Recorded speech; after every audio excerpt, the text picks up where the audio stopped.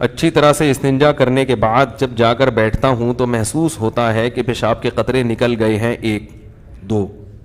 تو حضرت ایسے میں کوئی قوما تو لگا دیا کریں جہاں لگانا ہوتا ہے. حضرت ایسے میں ناپاکی ہو جاتی ہے یا نہیں، جبکہ یہ میرے ہاتھ میں نہیں ہے، اس سے بھی عذاب قبر ہوتا ہے؟ تو بھائی دیکھو، جب پیشاب کر لیں نا، پیشاب سے فارغ ہو جائیں تو تھوڑی دیر اطمینان سے بیٹھے رہیں، ٹھیک ہے نا. جب اطمینان ہو جائے کہ اب مزید خطرہ نکلنا بند ہو گیا تو پانی ڈالیں اور پتلی گلی سے نکل لیں. دوبارہ اسٹڈی کرنے کی، مطالعہ کرنے کی چندہ ضرورت نہیں ہے، بالکل نہیں. وہم ہو، شک ہو، اس سے وضو نہیں ٹوٹے گا. بلکہ شک دور کرنے کا جو سنت طریقہ ہے وہ یہ کہ اپنے ازار پہ تھوڑا سا پانی کی چھینٹیں مار لیں شلوار پہ، تاکہ اگر تراوٹ نظر آئے شیطان وسوسے میں ڈالے کہ یہ تو گیلا گیلا، تو آپ خود بولو بھائی یہ تو میں نے خود ترک کیا ہے. تو یہ وسوسہ دور کرنے کا اچھا طریقہ ہے.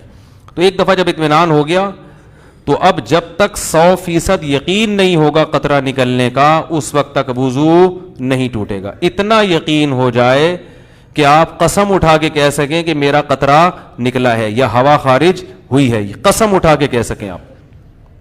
بعض دفعہ وہمی لوگ ہوتے ہیں نا، میں ان سے کہتا ہوں کہ تم قسم اٹھا سکتے ہو کہ قطرہ نکلا ہے؟ کہہ رہے میں سوچ کے بتاؤں گا کہ قسم اٹھا سکتا ہوں کہ نہیں.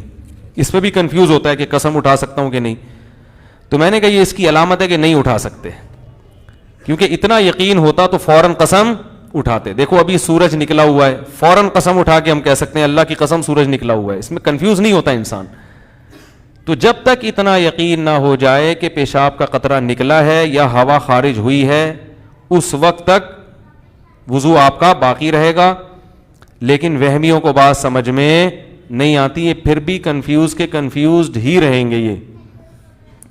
تو اللہ اس کے رسول نے جب ایک بات بتا دی ہے تو بھائی اس پہ یقین کر لو، بس چپکے سے نماز پڑھو. پھر شیطان کہنا کہ ہو سکتا ہے نکلا ہو، تو بولو نکلا ہوگا تو بھی اللہ قبول کر رہا ہے. ہم نے اللہ سے قبولوانی ہے.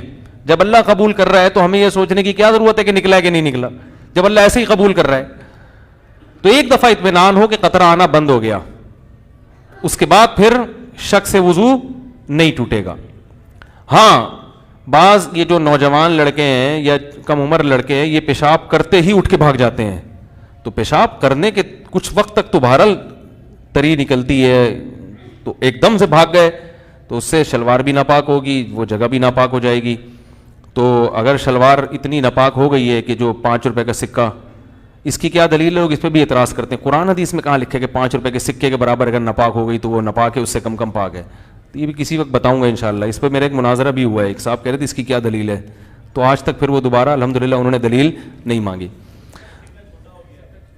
5 کا سکہ جو چھوٹا ہو گیا، صحیح کہہ رہے ہیں بھائی، وہ پرانا والا سکہ رائج الوقت نہیں، پرانا سکہ جو ہتھیلی کی گہرائی کے برابر. صحیح کیا آپ نے، اچھا ہوا لقمہ دے دیا آپ نے.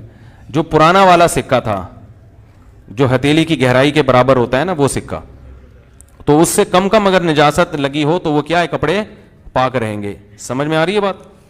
تو فوراً پیشاب کرتے ہی اٹھ کے بھاگ جانا ٹھیک نہیں ہے. پیشاب کرنے کے بعد تھوڑی دیر بیٹھیں، اطمینان کر لیں کہ اب تری آنا ختم ہو گئی ہے، تو بس اٹھ کے چلے جائیں. تو اور ختم ہو جاتی ہے تھوڑی دیر میں. اور اگر غور فکر میں لگے رہیں گے نا وہاں بیٹھ کے، تو قیامت تک ختم نہیں ہوگی. یہ بتا دوں میں، قیامت آ جائے گی، پولیس بلوانی پڑے گی آپ کو واش روم سے باہر نکالنے کے لیے. کیونکہ وہمیوں کا کوئی علاج نہیں ہے دنیا میں.